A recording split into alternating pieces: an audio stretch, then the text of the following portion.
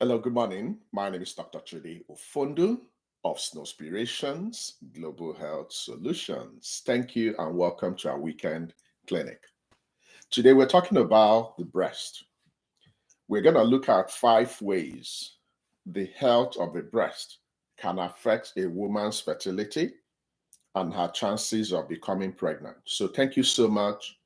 Make yourself comfortable and possibly tell us where you're located.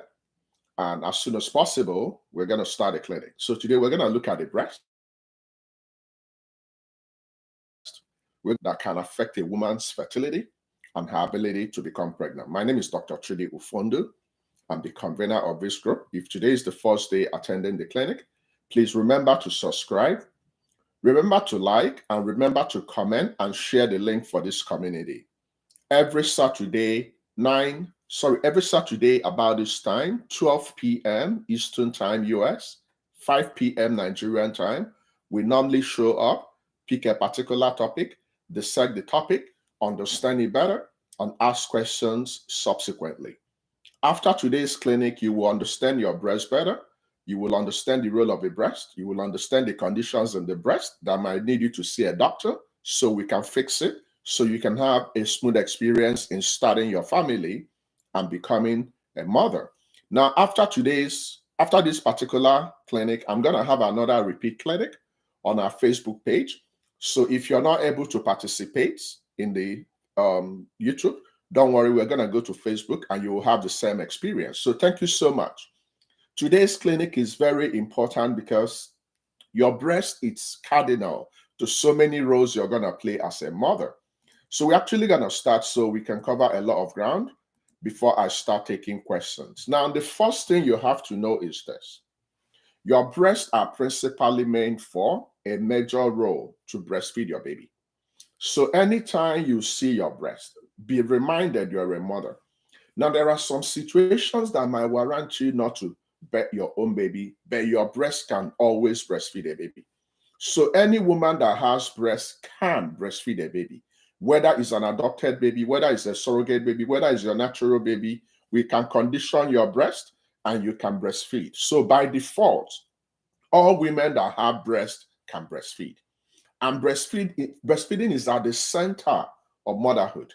Your breast, the major role of your breast is actually to breastfeed your baby. Now, the aesthetics, the looking good and all that, they are all additional input of the breast. Now, the very first point I want you to understand, which is factual, the size of your breast doesn't matter related to your fertility. Now, I know we've had a lot of things. So if you have big breast, if you have moderate breast, if you have small breast, you're going to have this, you're going to have that. But fact remains, big, small, moderate breast, it doesn't matter.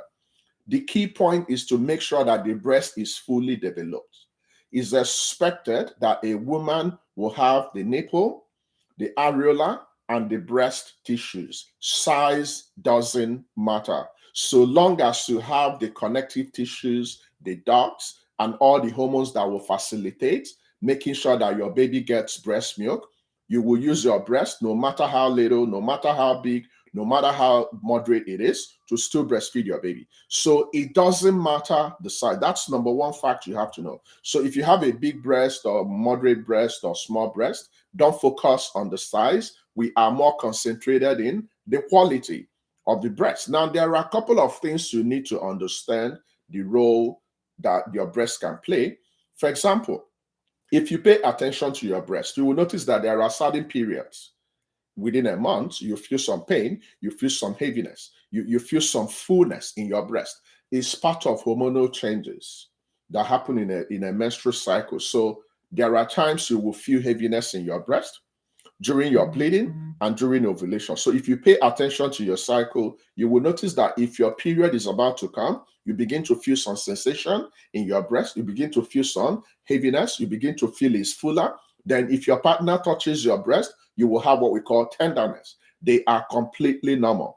Your breast will still play a role in elaborating breast milk and maintaining the menstrual cycle and participating in the whole process of what made you to be. Number 2 point, anytime you have any discharge from the breast and you are not pregnant or breastfeeding, that's an abnormality. So abnormal breast discharge, be it milky, transparent, or bloody, is an indication there's an abnormality somewhere. The commonest cause of breast milk discharge in a non-pregnant woman is a condition we call hyperprolactinemia. In hyperprolactinemia, prolactin, which is a hormone that will help you to produce breast milk and breastfeed your baby, is very high. It's expected that if you are not pregnant, your prolactin level should be within a normal range. When your prolactin level is high, you will express breast milk when you are not expected to. So the expression of breast milk from your breast when you are not pregnant is called galactorrhea. So it's a sign that can have a direct impact on your ability to become pregnant. Thankfully, if we check your prolactin, which you can check by collecting your blood, if your prolactin level is high, there are specific drugs we can give you to bring you within normal range, and you can have your fertility back. So directly, high level of prolactin can lead to temporal infertility.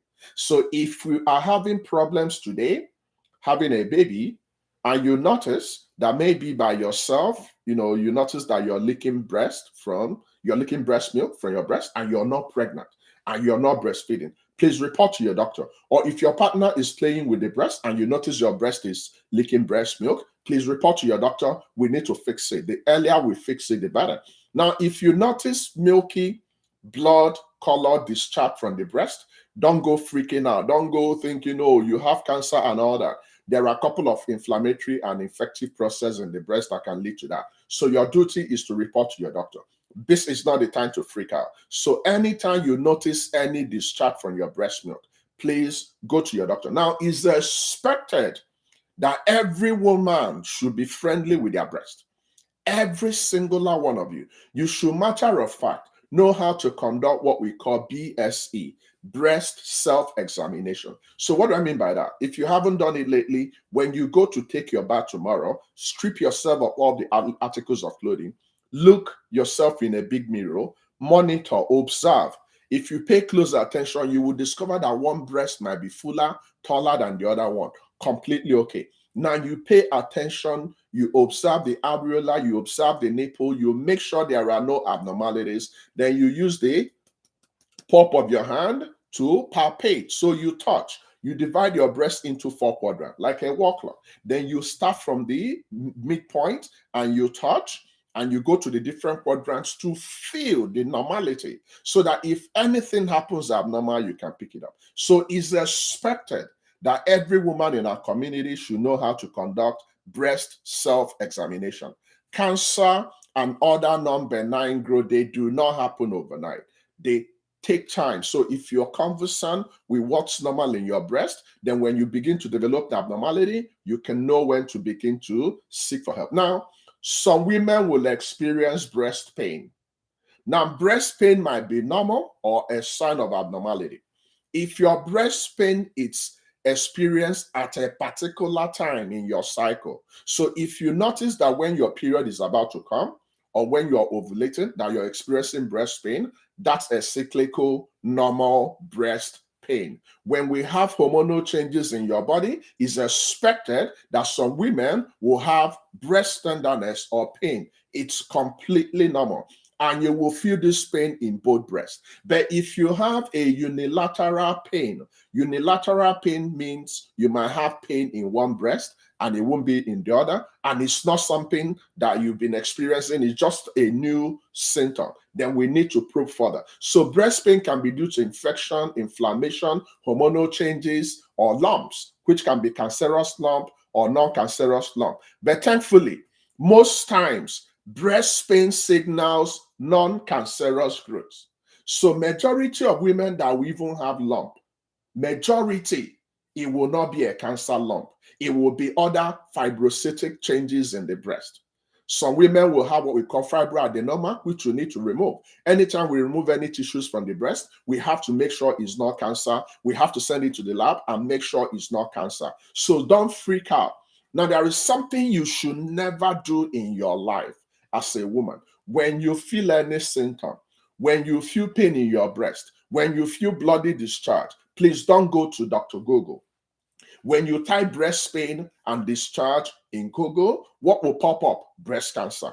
But you don't have breast cancer. So avoid going to research your symptoms, because whatever you put there, the first thing they will put is that you have cancer, and you begin to develop anxiety, and you begin to develop conditions you don't have. So pain, most times, is not something that will freak you out. But please monitor that pain. If that pain comes when you're bleeding or when you're likely ovulating, there is nothing you can do about it just to, make it better. You take a couple of painkillers. So unexplained breast pain that doesn't go away after 1 or 2 menstrual cycles, or it persists after menopause, or the breast pain doesn't seem to be related to hormonal changes, we must evaluate this pain. We are worried. Now, it's expected that certain risk factors might predispose some women to having breast pain. Number 1, if you have a fuller, bigger breast, by default, the more dense and the more fibrous tissue you have in your body, the more you're likely going to experience non-cyclical pain. So what do I mean by that? Our body responds to weight. So if you have a lot of breast tissues, that means your breast is big. What happens? You are already dragging a lot of force on the front. So remember, your body is structured to carry all your weight. So most women that have very big breasts might experience back pain together with the breast pain, completely expected based on the size. Now, this breast pain can also occur in men. When we talk about breast pain and all that, we think it's only in women. Men that have what we call gynecomastia, which is a breast in a man that looks like a woman, which can be a sign of infertility, they can also experience pain. But please be mindful of this. There are some factors that will predispose you to having pain. Breast pain is more common among women that have not gone into menopause. So it's expected that if you still have the ability to have a baby, you will experience breast pain at some point. Now, breast pain can also be a size of a couple of issues: tight bra, unfitted bra, your position, your posture, lack of activity. They can all gravitate towards you having non-cyclical breast pain. So size of your breast can predispose you to having pain. You might have experienced this by yourself, right? How you sleep can predispose you to having pain. So if you have a lot of breast tissues and you're sleeping on your belly and you're sleeping on that breast, what will happen when you wake up in the morning? Definitely you're going to have pain. Now, if you're a new mother and you're not breastfeeding your baby and your breast is engorged, are you going to have pain? Terrible pain, until you express that breast milk from the pain. Now, some women can also have inflammatory process going on in the breast. So your duty is to know when to gravitate and monitor. Then you begin to go and see your doctor. Some women can also have referred pain to the neck and the shoulder and the back, which can accompany the breast pain. Don't go freaking out and thinking the worst has happened. Go to your doctor. Let's figure out why you're having this pain. Number 4 point. There are some medications and drugs that can affect your breast and present with pain. So there are certain hormonal medications, including drugs we can give you for fertility treatment, including your oral contraceptive pills, including your postinol, including your combined oral contraceptive pills. They can present with adverse effect of having pain in your breast. Why? Because anything that affects the hormone in your body can alter the whole balance, and your breast is one of the areas that respond to hormonal changes in the body of a woman. So if we are treating you for infertility, let's say we are giving you some artificial progesterone, artificial estrogen, definitely when that drug is working, some women will begin to notice breast fullness, breast pain, discomfort here and there. Any of such things can be an aftermath, an adverse effect, a side effect of a couple of medications. Now, breast tenderness is also possible if you're on estrogen or progesterone replacement therapy after menopause. So remember, when you go into menopause, there are a couple of changes that happen in your hormones. One of the areas we normally focus on in menopause is estrogen, because when you get to menopause, your estrogen level is low, and when your estrogen level is low, there are a couple of presentations you might not like.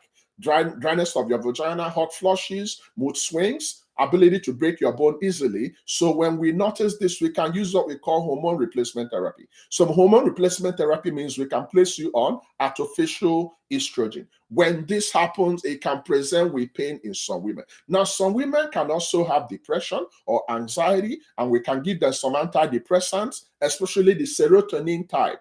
They can also lead to a couple of pain here and there. So what point am I making? There are some drugs, there are some medications that can predispose pain in your breast, and it doesn't mean you have breast cancer or any problem. What's your duty? Call your doctor, go in, we check. And every woman here, if you have a family history of breast cancer, please, you have a risk factor. We have to check you routinely. You are a candidate for mammogram. You're a candidate for following up, because if your mom had cancer, if your sister had cancer, if your grandmother had cancer, if your dad had cancer, if you have family history of cancer, we have to keep an eye on you, because your lifestyle might predispose you or precipitate that cancer earlier than expected. And your lifestyle can also prevent you from developing the cancer. But some people have some cancer genes in them. There are some women we need to do what we call double mastectomy. We remove your breast to save your life. There are so many popular celebrity women out there. You see them, they look so beautiful, but we've removed their breasts. An example is Angelina Jolie, because she had a family history of breast cancer. They have to remove her breast through the process of mastectomy and radical mastectomy. So radical mastectomy means they remove the entire breast, including going to the axilla, that's the armpit, to clear the whole lymph nodes. Because when you have cancer, they can spread, and they spread through the lymph nodes and the blood. Now, number 5 point, which is the final point I'm going to make about the breast.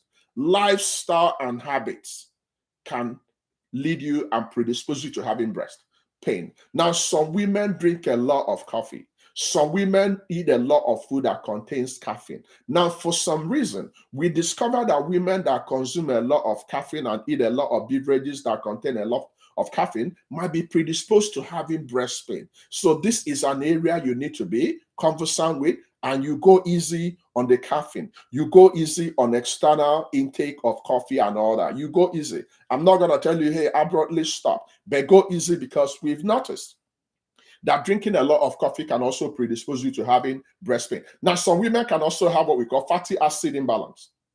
So an imbalance of fatty acid within the cells in the breast can also lead to sensitivity in the breast tissues and the circulating hormone. Now, some women that have previously had breast surgeries, so some women go for, aesthetic, breast augmentation, or you went for the adenoma removal. So anytime you've had any surgery in the breast, when the surgery heals, sometimes it can heal with scar tissues, and those incisions can lead to lingering pain. So these are major points you should know as a woman about your breast, about how to look out for your breast, because what happens in your breast can predispose you to having infertility. And if we discover on time, we can fix it, and we give you an opportunity to become a mother. So that's my presentation. I'm going to open the clinic now, and I want everybody in attendance. We actually have a full house. I can see Dr. Ndiche. I can see COO. I can see Chinyere. I can see Onyinye. So we have a full house. I'm expecting a lot of questions. And I can also see Tosi. Tosi, by default, is a member of admin. One of my publications, she was there moderating because admin was not in attendance. Tosi, thank you so much. God bless you. Guys, the clinic is open now. Please start asking your questions. I am expecting at least 5 questions from all the members in attendance. The clinic is open now. Start asking your questions, please. Okay? Do we have any questions, please? This is very, very important. This is very, very important. The earlier you know this, the better.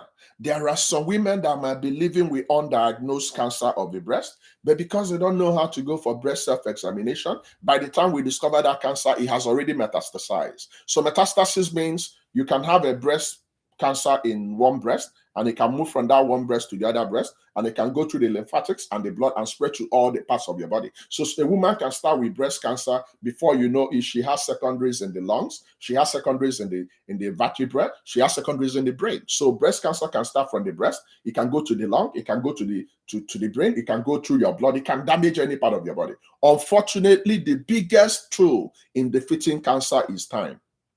Okay? Can you do IVF after breast cancer? Yes. Now, there is no woman who desire to have a baby that cannot have a baby. The question is, how are you going to have a baby? Now, if you have breast cancer, okay, there are different types of breast cancers. Now, if you have breast cancer and we discover the breast cancer on time, we're going to be very, very aggressive. So what I mean by being aggressive, we're going to give you chemotherapy, we're going to give you radiotherapy, and we'll likely go for surgery. So these are the three modalities of treating cancer. Now, if you go into remission, if we succeeded in dealing with your cancer, if we have to do mastectomy, if we have to give you the radiotherapy, and if we have to place you on chemotherapy, and we are sure that at that stage you were able to mitigate the effect of cancer, and we are sure that your body can handle pregnancy, yes, you can go and try for pregnancy. So the fact you're a cancer survivor still doesn't stop you from becoming a mother. The only criteria is this. If the cancer affected your ovaries and affected the quality of your eggs or distorted your hormones, then we need to fix that. So the question is, a woman that had cancer and survived cancer, what is her baseline? What are her hormones? What are her ovarian reserve? What are the nature of the things she still has in her body? So no matter what happens, if you are not able to conceive for your own baby, you can go for surrogacy, you can adopt. That by any means possible, a woman that wants to be a mother can always be a mother. No medical condition should stop a woman from becoming a mother. That's what I'm trying to convey, okay? Okay, Doc, does having big breasts indicate high fertility? Not at all. Now, I know there are a couple of theories and myths out there. Oh, if you have big breasts, you're going to have big baby, you're going to have fertility, you're going to have multiple babies. That's not true. Big, moderate, small breast can still have all the babies they want to have, can still breastfeed all the babies they want to breastfeed. So the size of your breast does not have a direct correlation to your fertility. Completely not proven, completely not evidence-based, okay? All right. Does breast tenderness mean that you are pregnant? Not necessarily. Breast tenderness is a non-specific sign. So pain itself is a non-specific sign. So what do I mean by non-specific sign? You can have breast tenderness and you're having your normal menstrual bleeding. You can have breast tenderness and you're having your premenstrual syndrome. You can have breast tenderness and you're ovulating. You can have breast tenderness and you're pregnant. So yes, when you're pregnant, there are a couple of changes that happen in your breast. But on itself, pain and tenderness cannot be a diagnostic criteria of pregnancy. The only way to confirm if you're pregnant or not is to go for pregnancy test. But when you become pregnant, are there going to be changes in your breast? 100%. I'm loving the question. Please keep asking your questions. Does big breast imply lots of breast milk? Not true.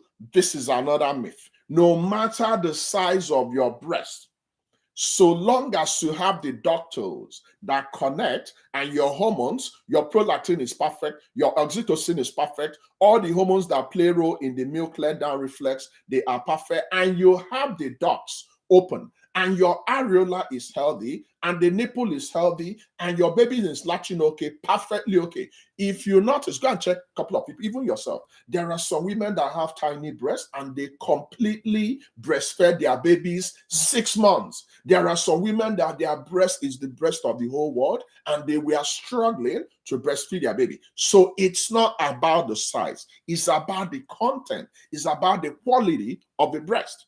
Okay? So it doesn't matter the size of your breast. Make it a point of duty to breastfeed your baby. Okay? In addition to mammogram, some women also require breast sonogram because of dense breast. What does dense breast mean? I love this question. So dense breast means you've got a mass. We've got a suspicious growth. We've got a suspicious artificial something going there. The expected density, the expected weight of your breast is more than we require. So dense means there is something occupying space, which is giving us a high index of suspicion. So when you have a dense breast, it means we might likely have a growth there. Now the question is, when we go for further probing, When we go for further sonogram examination, then we can define that density. So we can define it as non-cancerous, we can define it as adenoma, we can define it as fibrocytic changes in the breast, or we can define it as cancer. So density means there is something occupying space and distorting the anatomy of the breast. So we need to go a little bit further. So depending on the outcome of your mammogram, the first baseline mammogram you're going to do is what we call screening mammogram. Now, screening mammogram means we are screening. We are suspicious. Now, the outcome of your screening mammogram will determine if you're going to go for diagnostic mammogram. Now, your diagnostic mammogram will also determine if you're going to go for ultrasonography to narrow down. Now, when we do all this, we can also go for biopsy. So when we go for biopsy, it means we are collecting a cell from the breast and we are sending it to lab to make sure it's not a cancer. We don't just say, oh, this woman has cancer. We have to collect the tissues. We have to confirm the cancer. We have to identify the type of cancer. There are so many types of cancer in the breast. So when you have density, we keep you on a very high index of suspicion. Does radiation for breast cancer affect fertility? 100%. Radiation is raised. So depending on the concentration, depending on the dosage, depending on the duration of those radiotherapy and the effect on the generality of the cells in your body, yes. So this is why you need an oncologist, because reproductive cells are very, very sensitive. Your ovaries are very sensitive. The eggs are very sensitive. The sperm are very sensitive. So all the reproductive systems are very, very sensitive. So radiotherapy must be tailored and guided and monitored. In the same vein, we also have to monitor chemotherapy. We also have to know the extent of the surgery we're going to conduct. So everything must be done to precision. But definitely, yes, radiotherapy can damage someone's fertility if there is a direct impact on the reproductive cells. Okay? Should breast examination be daily, weekly, or monthly? Come on now, you should know this by now. Personally, the more you go there, the better. Okay? But I wouldn't want you to be doing it daily because you're going to cause yourself a lot of anxiety. So personally, I would say monthly, okay? And you can do weekly. The idea is based on what you discover. If you check your breast, and every woman should have a big mirror when she's taking her bath, you will know when there's a problem. There are some women that will have what we call pudioring. It means when you look at your breast, if you pay attention, some women feel that when they pay attention in their breast or when they touch their breast or whatever, they're going to hell. That's nonsense. You should observe. There is a lot of things you can observe by simply looking. When you look at your breast and you notice that the cover of your breast is looking like the back of the orange, it has some dimples and it's changing color, that's a sign you might have cancer. Simple. It's called pudiorange. Now, when you look at your breast and you notice that your nipple is inverted, that's also a sign we might be worried. So the power of observation is there. Now, when you check all this and your breast is doing okay, definitely you're not supposed to be checking daily. And of course, if you notice anything that's abnormal, you go to your doctor. So I don't want you to be checking regularly so you create a lot of anxiety about the whole thing. Do men also have breast cancer? 100%. Men can also have breast cancer, and unfortunately, that type of breast cancer is more aggressive because most men might not have the health behavior of seeking for help. So they might just call it a different thing, and before you know it, it can be deadly. So the answer is yes, men can also have breast cancer, and it can be deadly. Do you always have to remove your breast when you have cancer? Of course. No. So let me explain because it's a bit tricky. So here's the deal. There are 3 modalities of treating breast cancer. 3 modalities. Now, anytime we have cancer, we are always aggressive. So depending on the type of breast cancer you have, if chemotherapy can handle it with radiotherapy, then we can exclude mastectomy.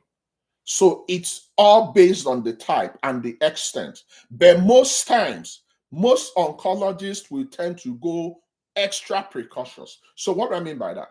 My people, you have to be around. There are some women that love their breast so much. But if your breast is going to lead to you, they will remove it.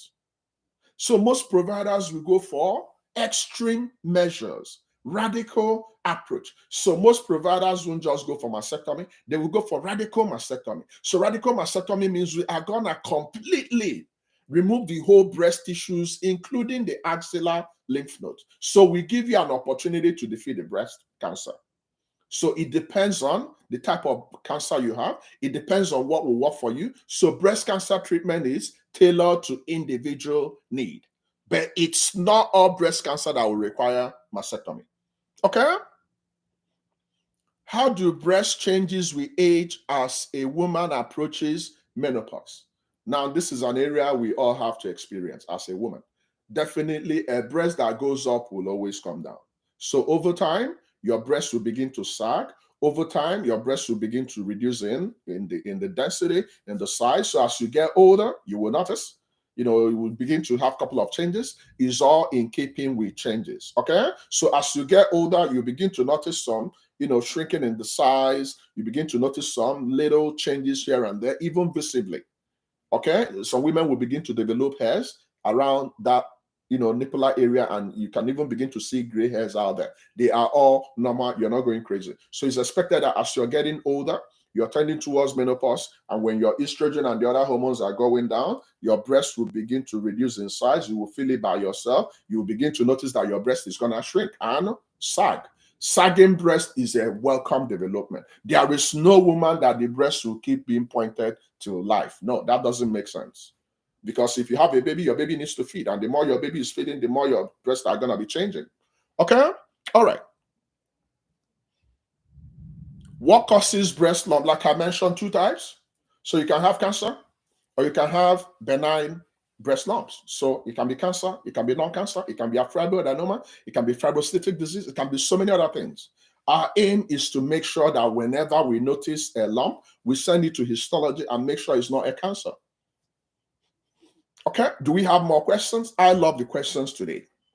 I love the questions. Remember, if today is the first day attending this clinic, it runs every Saturday, 12 p.m. Eastern Time, 5 p.m. Nigerian time. If you haven't subscribed, please click on the subscription notice, on the subscription button, like, comment, share. There are so many other helpful videos in our channel. Now, after this clinic, please follow me to Facebook immediately. I'm going to also talk to our community on our Facebook page about this very important topic. If we don't have any other question, then we're going to excuse the clinic and gravitate towards our Facebook. Do we have any other question? Please feel free to ask all your questions. This is your opportunity. This is an important part of every woman's health. You should be very breast friendly. You should pay attention to your breast. You should know how to examine your breast. You should know what's normal. You should know what's abnormal. Anything you notice, please go to the doctors. Very important. A stitch in time saves 9. There are so many people that have spiritualized everything. Everything is all you bind and cast. You cannot bind and cast this. Your breast is part of your body, and it's your responsibility to look after your breast. It's your responsibility to know if it's okay, or if it's not okay, then you report to your doctor immediately. Are we good? If we are good, just give me a thumbs up. COO, if we are all good, give me a thumbs up so I will gravitate to my Facebook. Dr. Ndiche, I didn't get any question from you. Do you have any question? Can sagging breast ever get back firm? You can go for breast augmentation if that's your biggest worry. I'm not really worried about that. Tell you the truth. Look, I'm not worried. There are so many prices you will pay as a mother. Your breast sagging is one of them. Shouldn't bother you at all, 100%. Now, definitely you have to live healthy, eat good food, exercise. So if you exercise, there are a couple of exercises you can do and your body will be firm. But avoid this concept of going under the knife to augment your breast and all that. It's not nonsense. Some people go putting silicone and all those foreign things in their breast and predispose themselves for a couple of dangers. Just love yourself the way you are. Breast sagging or not, it doesn't take your personality away from you. That's me. Okay? All right. Guys, thank you for coming. I'll see you guys in Facebook in a few minutes. God bless you and keep on keeping on. That reminds me, on the 25th of this month, we have a huge event, a yearly huge masterclass, multiple pregnancy. So imagine having 2 babies. Imagine having 3 babies. Imagine having 4 babies in one pregnancy, and you seal your journey of becoming a mother. 1 baby, 2 baby, 3, 4, 4 babies at a go, and that's the end of the discussion. It's possible to have twins. It's possible to have triplets. It's possible to have quadruplets. But how? This is what we're going to discuss on the 25th. So go and register for that event. Registration is currently open, and it's open to everybody in the world. It doesn't matter where you live, so long as you can gain access to that masterclass.